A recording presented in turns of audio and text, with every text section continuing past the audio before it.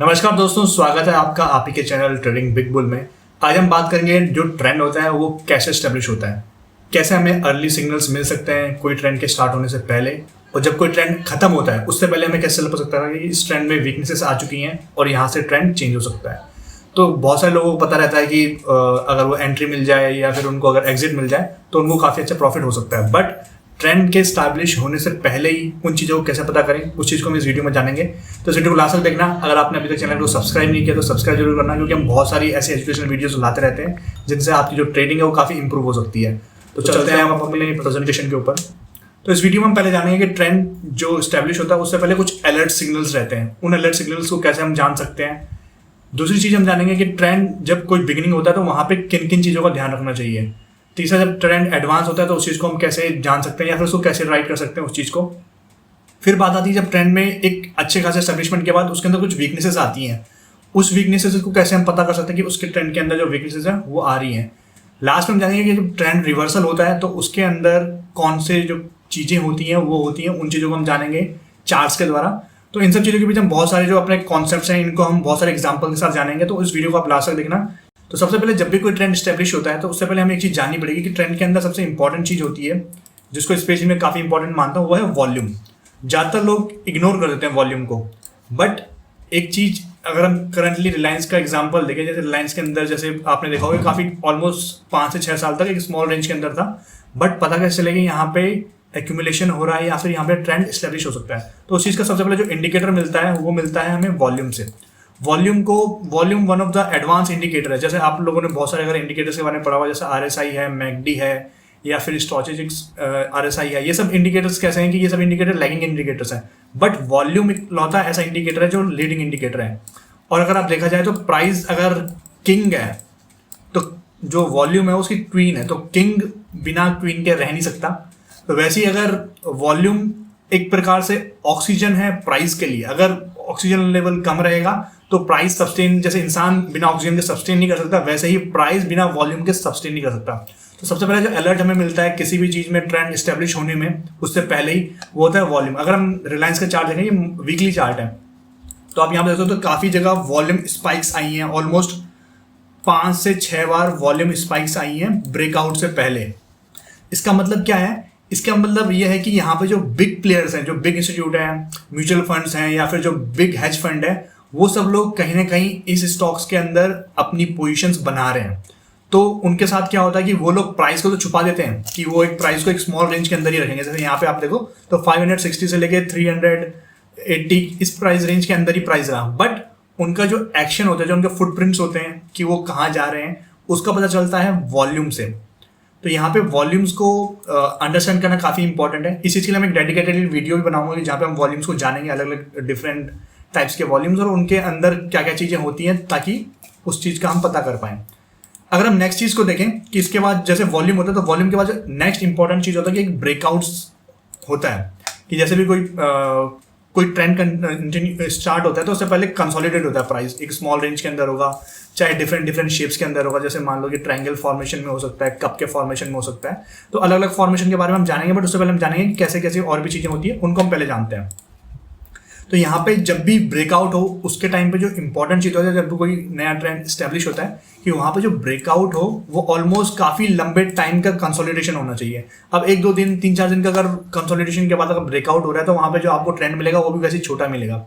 But जब 52 week का breakout होता है, 2 ईयर 3 ईयर का ब्रेकआउट होता है, तो वहाँ पे जो चांसेस होते हैं कि आपको एक अच्छा खासा लंबा ट्रेंड मिल सकता है, उस चीज़ का पता चलता है। तो यहाँ पे हम देख सकते हैं कि पहले वॉल्यूम स्पाइक्स हुई, जिससे हमें चला पता कि अलर्ट आया हम पे कि इस स्टॉक्स को हमें अपनी नज़र में रखना है, अपने रडार में रखना है। फिर हमें जो चीज़ देखनी है इंपॉर्टेंट, कि जब भी ब्रेकआउट हो, जैसे यहाँ पे आप देख सकते हो, तो ब्रेकआउट के टाइम पे जो वॉल्यूम होता है वो काफ़ी ज़्यादा होना चाहिए। अगर वॉल्यूम ज़्यादा नहीं है तो इसका मतलब यूजुअली वो ब्रेकआउट फेक ब्रेकआउट होता है, तो वो ब्रेकआउट जो होता है वो सस्टेन नहीं कर पाता। तो यहाँ पे इंपॉर्टेंट चीज़ है कि जब भी ब्रेकआउट हो वहाँ पे जो वॉल्यूम हो काफ़ी अच्छी होनी चाहिए, हेल्दी अमाउंट ऑफ वॉल्यूम होना चाहिए। इसका मतलब ये है कि जितने भी सेलर्स थे इस कंसोलिडेशन रेंज के अंदर, उन सबको बायर ने फोर्सफुली, मतलब उनसे बोल सकते हो कि उनके स्टॉक्स ले लिए हैं, या फिर उनको मतलब जितने पे वो अपना करना चाह रहे थे सेलिंग, वहाँ पे से ऊपर बायर्स ज़्यादा एग्रेसिवली बाय करना चाह रहे हैं। तो ये पता होता है कि जब वॉल्यूम के साथ ब्रेकआउट होता है। नेक्स्ट चीज अगर हम देखें, जो नेक्स्ट स्टेप होता है ट्रेंड के अंदर, कि जब ट्रेंड एक बार स्टैब्लिश हो गया तो उसके बाद ट्रेंड कंटिन्यू करता है, तो उसका पता चलता है कि जब भी प्राइस हो वो हायर हाइज बना रहा है, हायर लोज बना रहा है। जो मैंने लास्ट वीडियो में बताया, इस वीडियो को अगर आपने देखा नहीं है लास्ट वाली वीडियो को, तो उसको अगर आप देखोगे तो आपको समझ में आ जाएगा कि ट्रेंड डिफरेंट टाइप्स के क्या होते हैं और उसको हम कैसे आइडेंटिफाई कर सकते हैं। तो जैसे हमने ऐसा किया जाएगा, यहाँ पे अगर हम इसको थोड़ा और देखें कि यहाँ पे वॉल्यूम से स्पाइक हुई, ब्रेकआउट हुआ वॉल्यूम के साथ, उसके बाद प्राइस को देखो आप हायर राइज बना रहा है, अच्छा खासा हायर राइज प्राइस बना रहा है। तो प्राइस यहाँ पे अगर आप देखो तो अगर आप ऐसे स्टॉक्स को पकड़ते हो जो ऑलमोस्ट अराउंड 580 के लेवल से ऑलमोस्ट 1300 के लेवल तक, ये मतलब अभी उस कोविड से पहले तक का केस स्टडी है। तो अगर हम यहाँ पे देखें तो इसने काफी अच्छा एक हायर हाइज हायर लोज बनाया। फिर इसके बाद नेक्स्ट जो इंपॉर्टेंट चीज होती है कि जहाँ पे ट्रेंड के अंदर वीकनेसेस आनी स्टार्ट होती है और जहाँ पे ज्यादातर रिटेल फंस जाते हैं, क्योंकि लोग बाय तो कर लेते हैं। एंट्री अगर आप एक ट्रेंड के अंदर कहीं भी एंट्री करोगे तो आपको ऑब्वियसली बात है कि प्रॉफिट होगा, बट कहाँ पे एग्जिट करना है इस चीज का पता ज्यादातर जो रिटेल जनता रहती है उनको पता नहीं रहता है।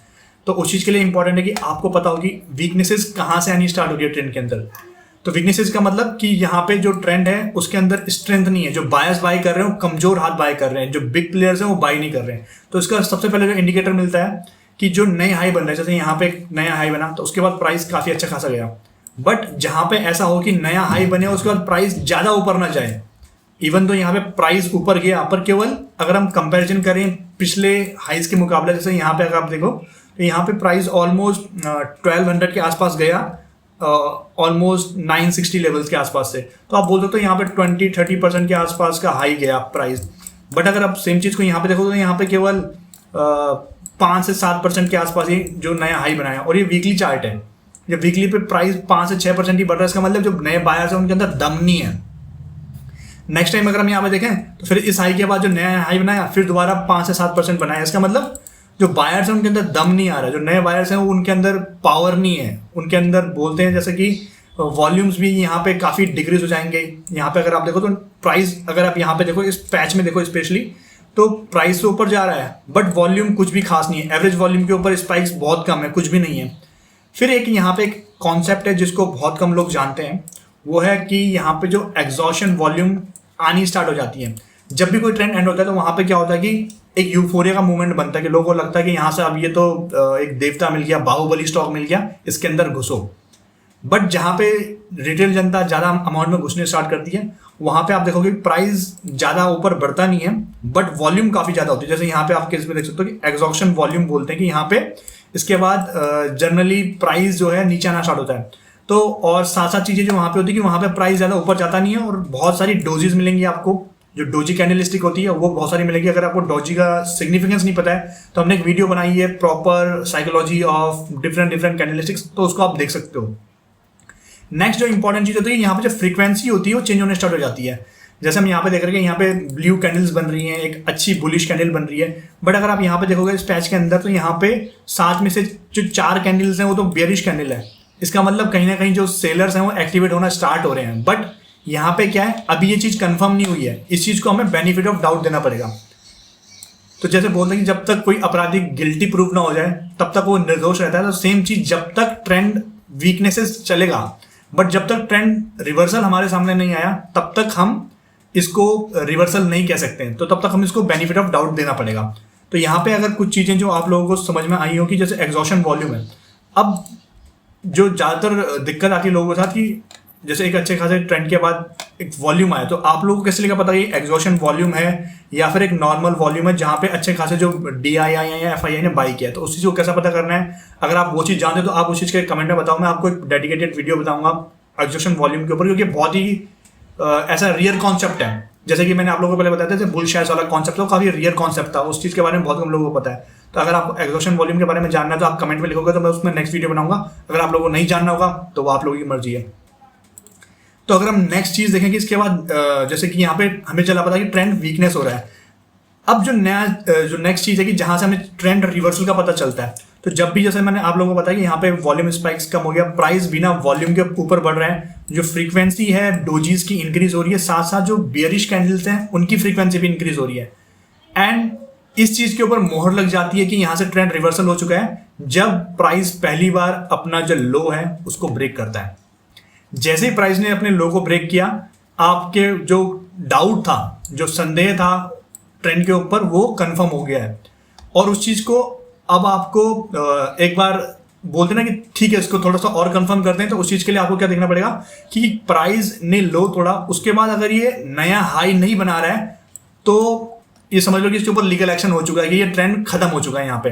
तो यहाँ पे आप देख सकते हो जैसे कि इस केस में यहाँ पे हुआ कि जो रिलायंस का स्टॉक था उसने जो अपना प्रीवियस लो था, अगर आप पीछे कहीं देखोगे तो कहीं पे भी इसने अपना लो तोड़ा नहीं है। अगर आप देखोगे तो कहीं पे भी जैसे ये प्राइस यहाँ से ऊपर गया, इस लो को नहीं तोड़ा, फिर ये ऊपर गया, फिर यहाँ पे नीचे आया, यहाँ पे इस लो को नहीं तोड़ा, फिर यहाँ पे ऊपर गया, बट यहाँ पे इसने अपने लो को तोड़ दिया। इसका मतलब यहाँ पे कुछ ना कुछ चेंजेस हुए हैं स्टॉक के अंदर, जिसके कारण प्राइस नया हाई नहीं बना पा रहा है, बजाय उसने अपना जो प्रीवियस लो उसको तोड़ दिया। तो यहाँ पे आपको एग्जिट हो जाना है। अगर आप इस स्टॉक के अंदर हो तो आपको यहाँ पे एग्जिट हो जाना है। अगर आप इस स्टॉक्स में शॉर्ट पोजीशन बनाना चाह रहे हो तो आप इसके बारे में सोच सकते हो, यहाँ से ये चलता है पता। नेक्स्ट जो इंपॉर्टेंट चीज होती है जब ट्रेंड एंड होता है कि यहाँ पे ऑलमोस्ट टॉप के आसपास आपको बहुत बड़ी बड़ी कैंडल दिखाई देगी, बहुत बड़ी बड़ी रेड कैंडल दिखाई देगी। तो इसका मतलब ये हो गया कि यहाँ से सेलिंग प्रेशर वो काफी ज्यादा आने वाला है, जो ट्रेंड है वो चेंज हो चुका है। इसी चीज को हम आगे और एग्जांपल से भी देखेंगे, जैसे आईटीसी के अंदर हुआ या फिर येस बैंक के अंदर हुआ, उस चीज को हम आगे देखेंगे। तो यहाँ पे एक इंपॉर्टेंट कॉन्सेप्ट मैं आप लोगों को बताना चाहूंगा, जैसे प्राइस जब भी मूव करता है, इवन मैंने लास्ट वीडियो में बताया था कि प्राइस हमेशा जिगजैग फॉर्मेशन में मूव करता है। और जैसे इसका एक लो टूटा, सपोज ये लो टूटा, तो प्राइस 90% टाइम पे 90 to 80% टाइम प्राइस जो लास्ट लो होगा उसको रीटेस्ट करने जरूर आएगा। और यही वो पॉइंट है जहां पे ज्यादातर रिटेल्स फंसते हैं। तो आप इस चीज को बड़ा ध्यान से देखना कि यहाँ पे ज्यादा रिटेल फंसते हैं, उनको लगता है यहाँ पे ये डिप है, बट एक्चुअल में ये डिप नहीं है, यहाँ पे रिटेस्ट करने आ रहा है। जो प्रीवियस लो है उसको रिटेस्ट करने आता है, और बहुत सारे लोग यहाँ पे बाय करते हैं, और यहाँ पे उनको सेल करना चाहिए तो यहाँ पे वो और बाय करते हैं और वो फंस जाते हैं लॉन्ग टर्म के लिए। तो इस चीज़ का आप ध्यान रखना। इवन तो हम इसको आगे और भी बहुत सारे कॉन्सेप्ट साथ सीखेंगे, जैसे आईटीसी के अंदर हुआ या फिर इवन येस बैंक के साथ हुआ। तो इस चीज़ का आप ध्यान रखना कि जब भी प्राइस एक नया हाई बनाना बंद कर दे तो उसके बाद समझ लो कि जो प्राइस के अंदर स्ट्रेंथ है वो वीक हो रही है, और जैसे ही वो लो तोड़े इसका मतलब कंफर्म हो चुका है कि ट्रेंड चेंज हो चुका है। अब आप उसके बाद देख सकते हो यहाँ पे हुआ क्या, रिलायंस का जैसे हमने केस स्टडी ली, इसके अंदर हुआ क्या, जो बड़ी बड़ी वॉल्यूम जैसे हमने यहाँ पे देखा कि रीटेस्ट हुआ, प्राइस ने ब्रेक किया, रीटेस्ट किया, उसके बाद आप देख सकते हो जो कोविड फॉल हुआ। तो बहुत सारे लोग बोलते हैं कोविड फॉल में चांसेस नहीं मिले, बट चांसेस थे वहां पे आपको एग्जिट करने के, बट लोगों को पता नहीं था। और ये वीकली चार्ट है, वीकली चार्ट मतलब आपको एक हफ्ते का टाइम दिया प्राइस ने पूरा। तो इस चीज का आप देखो, समझो। और देखो जब भी कोई ट्रेंड स्टार्ट होता है ना, हमेशा वॉल्यूम से स्टार्ट होता है। उसमें पहले वॉल्यूम्स एक्यूमुलेशन होगी और लास्ट में जब होगा वो वॉल्यूम डिस्ट्रीब्यूशन के साथ होगा। अगर आप यहाँ पे देखो तो यहाँ पे जब भी फॉल हो रहा है तो देखो कितनी बड़ी बड़ी कैंडल्स बन रही हैं, और एवरेज प्राइस के ऊपर लगातार 4-5 कैंडल्स बन चुकी हैं लगातार। इसका मतलब यहाँ पे ट्रेंड एग्जॉस्ट हो चुका है, ट्रेंड खत्म हो चुका है। तो इस तरीके से हमें चलता पता कि ट्रेंड जो है कैसे स्टार्ट होता है, कैसे एंड होता है। अब हम कुछ एग्जाम्पल्स देखते हैं कि जहाँ पे हमें ये पूरी की पूरी केस स्टडी दिखती है कि ट्रेंड कहाँ पे हो रहा है। तो अगर हम यहाँ पे एक केस देखें, जैसे ये केस है येस बैंक का। तो येस बैंक में अगर हमें देखना था कि ट्रेंड आप लोगों बहुत सारे लोगों ने बहुत पहले से बाई किया था ऑलमोस्ट, उसके बाद अगर आप देखो तो बहुत अच्छा खासा येस बैंक हायर राइज बना रहा था। बट ये मंथली कैंडल है, ये चीज़ देखो, और ऑलमोस्ट एक मंथ के अंदर प्राइस ऑलमोस्ट बोल सकते हो कि 2017 के मिड से लेकर 2018 अक्टूबर नवंबर तक प्राइस ऑलमोस्ट एक साल तक एक स्मॉल रेंज के अंदर रहा। और यहाँ पे अगर आप जो चीज़ मैंने आप लोगों को बताई है, अगर आप उस चीज़ को गौर करोगे यहाँ पे आपको चल जाएगा पता कि यहाँ पे कुछ ना कुछ वीकनेसेस नजर आ रही हैं। क्यों? फर्स्ट ऑफ ऑल प्राइस ने जो हाई बनाया, अगर जैसे यहाँ पे हम देखें लास्ट टाइम हाई बनाया तो ऑलमोस्ट काफ़ी अच्छा परसेंटेज से ऊपर गया, यहाँ पे थोड़ा सा कम हो गया वो चीज़, यहाँ पे और कम हो गया। और अगर यहाँ पे देखो तो यहाँ पे प्राइस ने हाई बनाना बंद कर दिया। तो फिर ये फर्स्ट एक डाउट वाली चीज़ आ गई। सेकेंड चीज़ अगर आप यहाँ पे देखो एक चीज़ और कि यहाँ पे जो प्राइस है इसने जो एक चीज़ करी है कि यहाँ पे अगर फ्रीक्वेंसी ऑफ रेड कैंडल्स अगर आप देखो, सिंपल चीज़ की अगर आप फ्रीक्वेंसी ऑफ रेड कैंडल देखो तो आपको समझ में आ जाएगा। यहाँ पे ऑलमोस्ट अगर आप देखो 1 2 3 4 5 6 7 8 9 10 11 12 13 14 15, तो 15 कैंडल्स हैं यहाँ पे टोटल। और 15 में से अगर आप रेड कैंडल्स देखो कितनी सारी कैंडल्स रेड है, 1 2 3 4 5 6 7 8 9, 15 में से 9 कैंडल्स रेड हो रही हैं। इसका मतलब कहीं ना कहीं जो सेलर्स हैं वो एक्टिवेट होना स्टार्ट हो रहे हैं, वो प्राइस को ऊपर जाने नहीं दे रहे। और उसके बाद जैसे ही इस लो को तोड़ता है, जो ऑलमोस्ट 260 के आसपास का लो था, जो प्रीवियस लो उसको तोड़ता है, उसके बाद आपका कंफर्म हो जाता है कि इस स्टॉक से हमें बाहर निकल जाना है, क्योंकि यहाँ पे ट्रेंड चेंज हो चुका है, प्राइस ने लोअर हाइज बनाने स्टार्ट कर दिए। उसके बाद जो मैंने आप लोगों को एक कॉन्सेप्ट बताया कि जब भी प्राइस लोअर हाइज को तोड़ता है 60-80% टाइम वो आता है अपने जो प्रीवियस लो होता है उसको रीटेस्ट करने। तो सेम चीज येस बैंक में भी हुआ और यहाँ पे ज़्यादातर रिटेलर्स फंस गए। अगर येस बैंक में देखोगे तो आप में से बहुत सारे लोग होंगे जिनके पास येस बैंक होगा। आपने जो प्राइस है उसने मंथली चार्ट पे लो को तोड़ा है प्रीवियस। सबसे इंपॉर्टेंट पॉइंट कि जब भी कोई चीज़ मंथली चार्ट पे कर रहा है इसका मतलब बहुत ज़्यादा सिग्निफिकेंट चेंज कुछ ना कुछ आया है उसके अंदर। साथ साथ सेकंड चीज़, अगर आप यहाँ पे देखो वॉल्यूम काफ़ी ज़्यादा है, वॉल्यूम नहीं मतलब जो प्राइस का जो जंप है वो काफ़ी ज़्यादा है। ऑलमोस्ट 400 से लेके 150 तक आया है। ऑलमोस्ट आप बोल सकते हो 40-50% का जो करेक्शन आया है इसके अंदर। सेकंड चीज़, उसने अपना प्रीवियस लो तोड़ा है। तो ये दो चीज़ बताती हैं आपको कि यहाँ पे जो है आपको निकल जाना है। सेकंड चीज़, प्राइस जब हर बार रीटेस्ट करने आता है तो ज़्यादा लोगों को लगा होगा यहाँ पे येस बैंक काफ़ी अच्छा स्टॉक है, इवन फंडामेंटली काफ़ी अच्छा था गिरने से पहले। बहुत सारे लोगों को पता नहीं था क्योंकि इसकी जो रिजल्ट थे वो आए नहीं थे उस टाइम तक। तो 150 के आसपास जब लोगों को मिला तो उनको लगा यहाँ पे बाय ऑन डिप्स करना चाहिए। बट एक्चुअल में अगर कोई ट्रेडर है, वो स्मार्ट ट्रेडर है, उसको पता है ये सब कॉन्सेप्ट, तो वो बाय ऑन डिप्स नहीं खेलेगा। इवन तो अगर बाय ऑन डिप्स करेगा अभी तो वो इंट्रा या फिर बोल सकते हो स्विंग ट्रेडिंग के लिए करेगा। और यहाँ पे तो आपको निकल ही जाना चाहिए था। क्यों?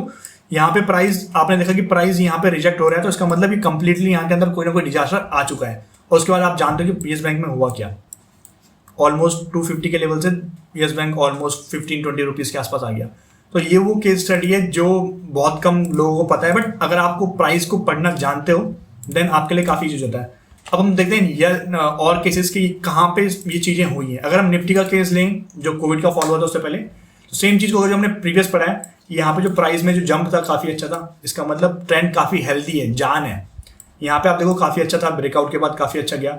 अब यहाँ पे आप देखोगे तो प्राइस एक बोल सकते हो कि बहुत कुछ भी नहीं, नेग्लिजिबल चेंज हुआ है, 1% 2% का ही ऊपर गया। फिर यहाँ पे देखो फिर दोबारा ब्रेकआउट के बाद 1% 2% किया है।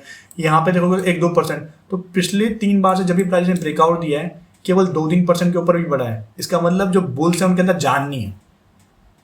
तो बुल्स के अंदर जान नहीं है तो उसका फायदा कौन उठाएगा? बियर्स उनका फायदा उठाएंगे ही। सेकंड चीज, आप लोगों ने यहाँ पे एक चीज और ऑब्जर्व करी होगी, जो फ्रीक्वेंसी वाली चीज बताई है कि लोग इस चीज पे थोड़ा कम ध्यान देते हैं। बट अगर आप ट्रेडिंग कर रहे हो तो आपको फ्रीक्वेंसीज इन सब चीजों को ध्यान रखना होगा।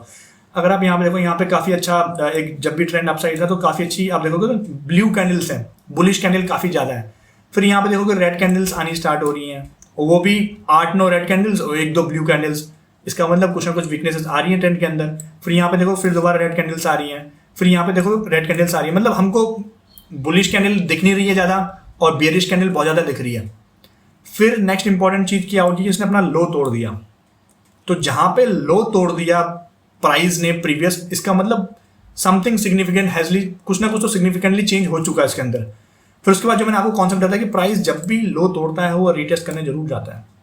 तो यहाँ पे भी सेम केस हुआ कि यहाँ पे इसने ऑलमोस्ट 12,400 से लेके 11,500 तक प्राइस आया और उसके बाद दोबारा 12,000 पे गया। इसका मतलब अब बहुत सारे लोगों को यहाँ पे लगा बाय ऑन डिप्स करना चाहिए। इवन दो उस टाइम पे कोविड की सिचुएशन उतनी ज़्यादा स्कैरी नहीं थी इंडिया के अंदर, बट फिर भी अगर आप टेक्निकली इसको चीज़ को देखो तो यहाँ पे ये कहीं ना कहीं संकेत दे रहा था कि आपको अलर्ट हो जाना। इवन दो आप इसमें यहाँ पे पोजीशन रख सकते थे, बट यहाँ पे एक अलर्ट वाला सिचुएशन था कि प्राइस ने एक बार लो तोड़ दिया है, बियर्स ने एक बार उनके मुंह में खून लग चुका है। और यहाँ पे अगर आप देखो तो फिर प्राइस ने इस नए हाई बनाना बंद कर दिया और उसके बाद अगर आप देखो तो प्राइस ने स्लोली अगर आप यहाँ पे भी उस चीज़ को देखो कि यहाँ पे प्राइस ने प्रीवियस लो तोड़ा, क्योंकि डेली कैंडल है, प्रीवियस लो तोड़ा, उसको रिटेस्ट किया, तो यहाँ पे कंटिन्यूसली हाई तो बना ही नहीं पा रहा प्राइस और उसके बाद जो फॉल आया। तो ये था वो केस स्टडी। अगर हम अब आगे बात करें जैसे बिटकॉइन, बहुत सारे लोग बिटकॉइन के अंदर फंसते हैं। अब यहाँ पे अगर हम बिटकॉइन में भी अगर हम सेम चीज़ देखें कि जब भी हाई तोड़ रहा है काफ़ी अच्छा प्राइस ऊपर जा रहा है, बट आप लोगों के दिमाग में यहाँ पे डाउट आ जाना चाहिए था। क्यों? क्योंकि यहाँ पे प्राइस ने जो जंप मारना है वो कम कर दिया। जंप नहीं मारा प्राइस, मतलब जान नहीं है उसकी टांगों में, वॉल्यूम्स नहीं है उसके पास, प्राइस में जो बुल्स है उनके पास जान नहीं है। तो यहाँ पे आप देखोगे जब भी ब्रेकआउट दे रहा है कुछ बढ़ ही नहीं रहा है, ऊपर थोड़ा सा बढ़ रहा है। फिर इसने अपना प्रीवियस लो यहाँ पे तोड़ दिया, यहाँ पे आप देखो तो प्रीवियस लो तोड़ दिया इसने। तो यहाँ पे आपको कंफर्म हो जाना चाहिए था कि यहाँ पे कुछ ना कुछ बिटकॉइन के अंदर भी चेंजेस हो रहे हैं। फिर उसके बाद अगर आप ट्रेंड लाइन, इवन तो हमने पढ़ी नहीं है सीरीज के अंदर, आगे हम जानेंगे ट्रेंड लाइन के बारे में, अगर आप ट्रेंड लाइन को फॉलो करो तो इसने ट्रेंड लाइन को रीटेस्ट किया है और उसके बाद गिरा है। तो सेम चीज़ को मैंने एक सिंपल तरीके से यहाँ पे आप लोगों को बताया है कि प्राइस कैसे मूव कर रहा है यहाँ पे। तो इस चीज़ को अगर आप देखोगे तो आपको समझ में आ जाएगा कि प्राइस ने फर्स्ट तो यहाँ पे लो तोड़ा, फिर उसके बाद क्या करा कि प्रीवियस जो रेजिस्टेंस था, जो रेजिस्टेंस था उसको रिटेस्ट किया और उसके बाद प्राइस धड़ाधड़ और अभी तो मतलब बिटकॉइन और ज़्यादा नीचे गिर चुका है।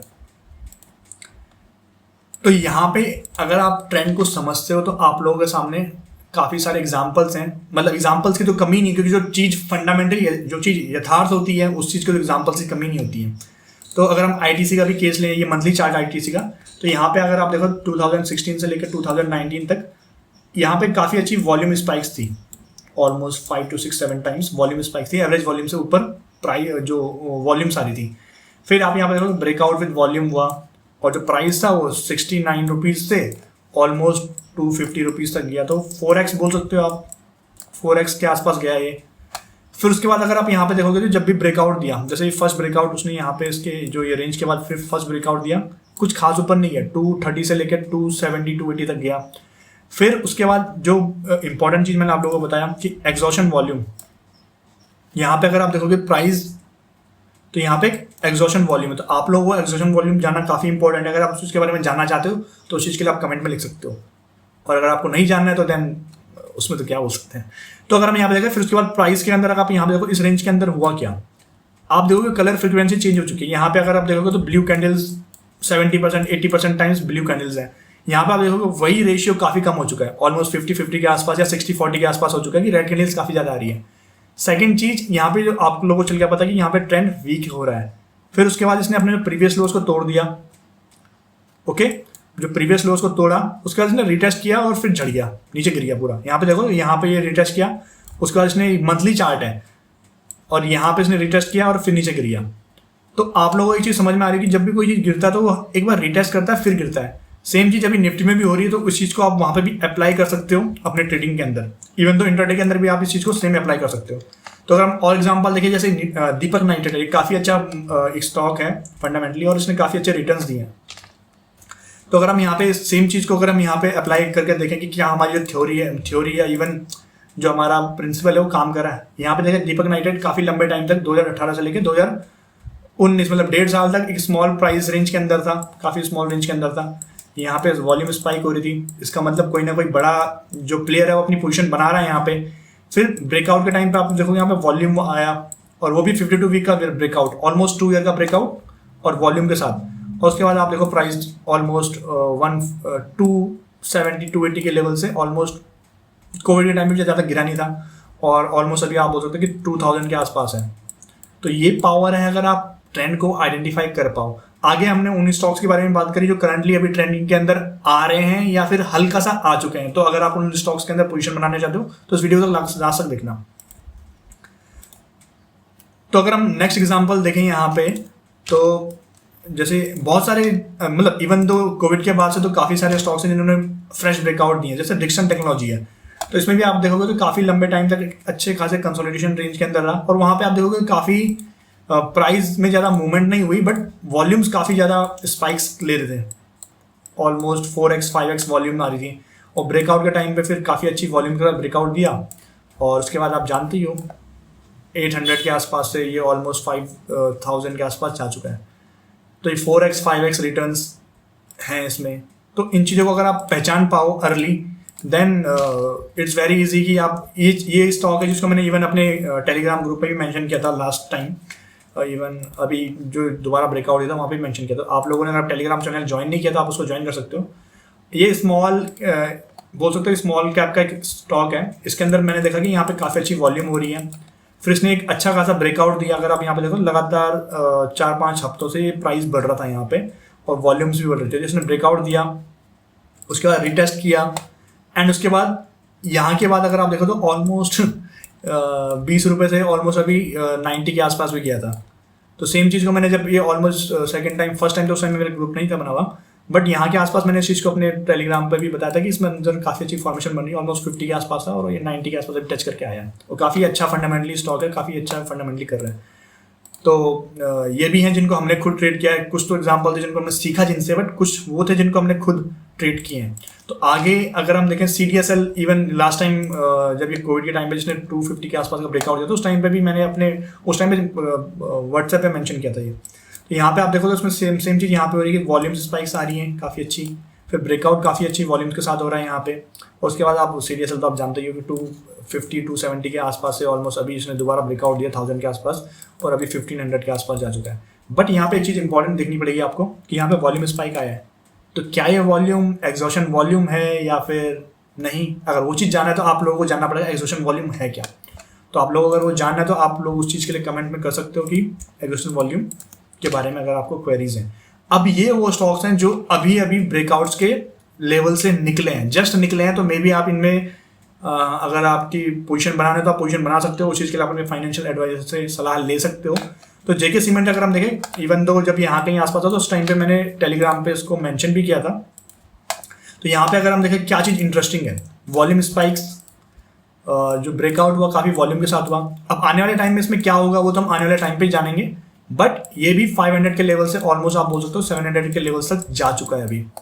तो ऑलमोस्ट आप बोल सकते हो 40-50% के आसपास का रिटर्न है। Even though I am expecting इसमें काफ़ी अच्छा मूव आ सकता है, इवन क्योंकि जो गवर्नमेंट की पॉलिसीज हैं या फिर फंडामेंटली स्टडी के हिसाब से भी काफ़ी अच्छा है जेके लक्ष्मी सीमेंट।